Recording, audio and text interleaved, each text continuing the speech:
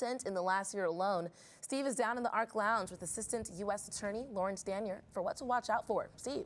Yeah, we appreciate you coming in this morning. Of course. And you and I were sort of talking about numbers during the commercial break here, and I'm stunned by the figure that you told me in terms of how widespread this is. How big of a problem has it become? Yeah, so the FBI tracks reports of all financial scams. So these are just reported numbers, Steve. And what they found in 2025 is that individuals over 60 reported $7.7 billion in losses. So that's billion with a B. Huge. Huge. And that's just the ones that are being reported. So That's the right. number's probably a lot higher than what we think it is, or what at least the stats show in terms of how big it is. Absolutely, and that's a 59% increase from 2024. So these scams are really on the rise.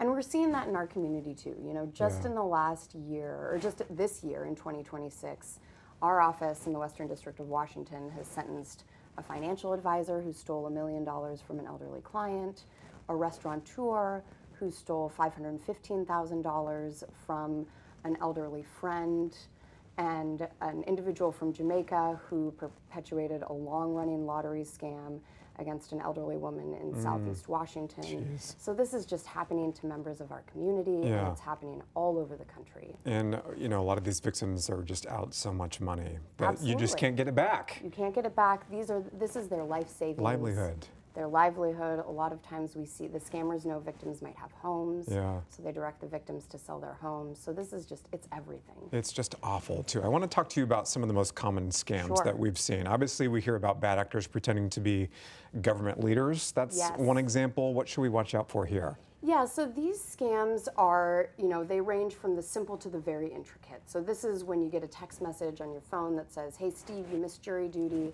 There's a warrant out for your arrest. The only thing you can do to quash this warrant is to pay money. That is a scam. Just delete that, go on with your day. Okay. But a more intricate version is when you get a call or a pop-up on your computer where someone says, hey, your accounts have been compromised. This is part of a big FBI investigation, and we're going to transfer you to an FBI agent who's going to help you protect your money. And this person lies and says, the only way to protect your money is to transfer that money to a government-protected account.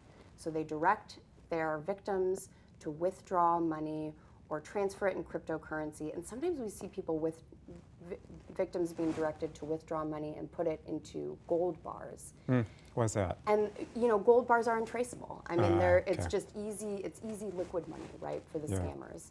And the scammers will say, "I'm sending an FBI agent to your house. That person's going to pick up the gold bars." And sure enough, someone arrives, but they're not an FBI agent. They're a scammer. So here's what to look for in these scams. Okay. The government will never direct you to send your money to a government-protected account. If someone tells you to do that, that is a scam. If someone tells you to keep the conversation secret and give us your money, that is almost always a scam. If someone tells you, you know, the only way to pay is in cryptocurrency or gold bars or cash or gift cards, that is a scam. The government never wants you to pay in any of those currencies. That's just not a thing. So that's, you know, hang up, call 911, report it, and we're going to talk about how to report those in just a moment.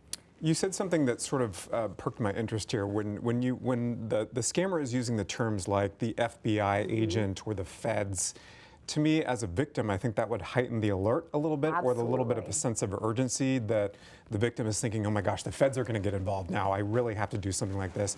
That's done for a reason, I assume. Yes, absolutely. So what the scammers want you to do is they want you to be acting with your id brain, your fear brain. And that puts down logic, and you're all of a sudden reacting. Yeah. So we see a lot of things like that. We see, you know, the FBI is going to be coming to your house. And sometimes the scammers might even say, hey, victim, we found evidence of money laundering on your computer, or we found evidence of child sexual assault material on your computer. And the only way to fix this is to be part of this investigation. And the way to kind of help the investigation is to keep it quiet and to send all of your money to these government-protected accounts. And you know, we have seen people who are incredibly sophisticated fall victim to this scam because of that id brain, because these scammers are so sophisticated. They know the psychology of how to make us do what they want us to do. So if you're hearing, that kind of fear, if you're hearing the only way to fix this is to send us money, take a beat, talk to someone who you trust, run it by someone, and that is almost always a scam. I imagine when you're talking about the emotions, romance scams can be quite devastating for those victims too. What types of things are you seeing with those? Yeah, so we see romance scams all the time, and this is this is a confidence scam. It's a long con. So the way that this scam comes up is an elderly victim might be interested in getting back into the dating scene, and they meet someone on a dating website, and this person seems too good to be true, and that's because they are. They have a job that requires them to travel, and they develop a really sophisticated and loving relationship with the victim. And it might be months before they ask the victim for money. So it's kind of a slow, long con. And sometimes it's, hey, I need $600 because I'm in Iraq and I'm serving our country and my car broke down. Yeah.